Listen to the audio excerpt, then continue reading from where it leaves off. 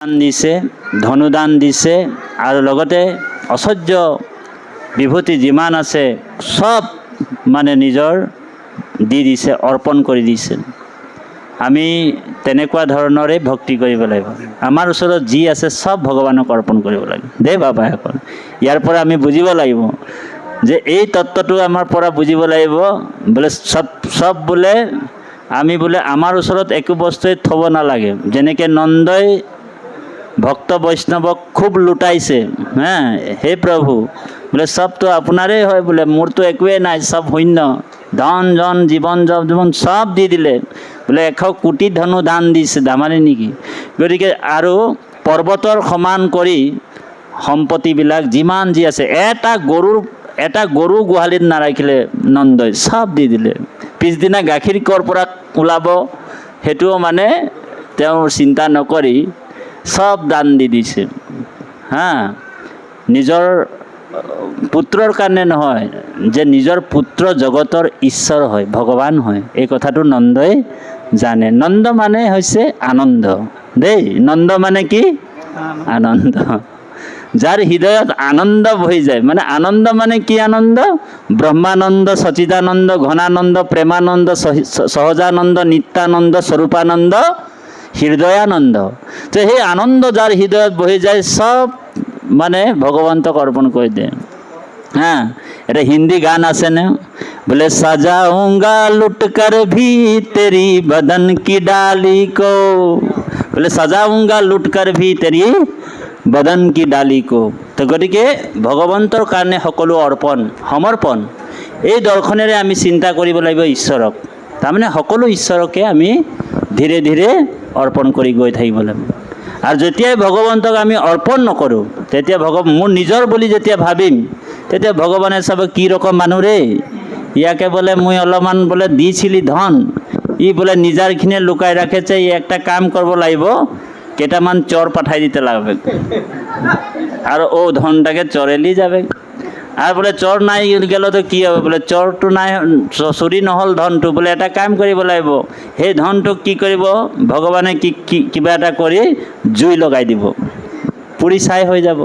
তো ভগৱানে কৈছে তোক ধন দিছিলোঁ মোৰ সৎকৰ্মত লগাবৰ কাৰণে, 10 টকাও মোৰ কৰ্মত নলগালি, হা। কাৰ পৰা পাইছিলি ধনবিলাক? উড়িয়া ভাষাত কৈছে, এই অচিচু অকলে জীবু তুই অকলে, অৰিঝি মৰিবু অকলে, আহিছ অকলে যাবি তই অকলে, অৰিঝি মৰিবু অকলে, লগে সঙ্গে কেউ নাই যিবা। তাৰমানে কোনো লগে সঙ্গেতো কোনো নাযায়। গতিকে ইয়াৰ পৰাই তই ধন পালি, মোৰ পৰাই সব পালি, আৰু আহি কিনি বোলে ইয়াত মোৰ বুলি কৰি থাকিলে নহ'ব ন। তো মোৰ কৈ থাকিলে তোকে জলদি কৰে মৰাই দিয়াটাই ভাল বোলে। ভগৱানে 70 বছৰ 60 বছৰে ও হৰি মোৰ থাকতে হবে হলে বেটা, বুঝি পাইছেনে কথাটো?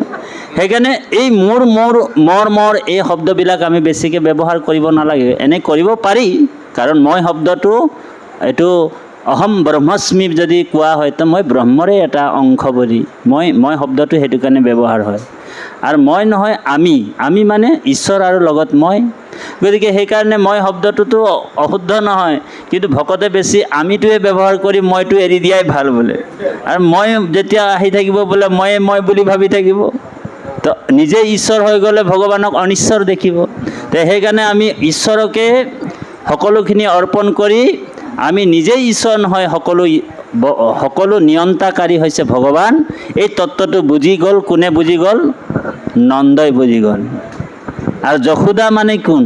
যশোদা মানে হৈছে এই জিভাটো দেই। যশোদা মানে কি? এই জিভাটোক যশোদা বুলি কয়। এই জিভাটোত যেতিয়া জীৱাত্মাই, আমি মানুহবিলাকে যদি, ভকতবিলাকে যদি এই যশোদা নামৰ জিভাটোত যদি কৃষ্ণক যদি আমি দোলনাৰ নিচিনা দোলাই থাকিম, কৃষ্ণই যেনেকৈ যশোদাই যেনেকৈ কৃষ্ণক দোলনাত দোলাই থাকে, আমিও ভকতসকলে কৃষ্ণৰ নাম মংগল নামবিলাক দোলনাৰ নিচিনা দোলাই থাকিব লাগিব। খাওঁতে কৃষ্ণ, উঠোতে কৃষ্ণ, বহোতে কৃষ্ণ, কৃষ্ণ কৃষ্ণ কৰি এই জিভাটোত গাই থাকিব নহয়, তেতিয়া হৃদয়ত নন্দ বহি আছে নহয়, তো হৃদয়ত আনন্দ পাই থাকিব। ইয়াতে চব আছে, এই শৰীৰটোতে চব আছে বাপাসকল। আনন্দটো তেতিয়াই তেওঁ উপলব্ধি কৰিব পাৰে। আৰু আনন্দত কৃষ্ণৰূপী বীৰ্য, কৃষ্ণৰূপী যেতিয়া বীজ ৰূপায়ণ হৈ যাব, তেতিয়া ভক্তি নামৰ সেই বীজটোৰ পৰা অংকুৰিত হ'ব গছপুলিটো। গতিকে বাপাইসকল, এতিয়া আমি অকণমান আৰু আগবাঢ়ি যাম, আৰু সময়ৰ প্ৰতি লক্ষ্য ৰাখি গাড়ীৰ পিছফালে লিখা থাকে আকৌ আহিম, কেতিয়াবা আকৌ আহিব লাগিব। প্ৰায় 9:30 ভিতৰতে আমি অনুষ্ঠানটো সামৰিম, আৰু 10টা বজাত হৰি ওৰাম কৰি আৰু আমি বাপে দুইজনে যাব লাগিব। দে বাপৰ ডিউটি আছে। কৃষ্ণ কৃষ্ণ।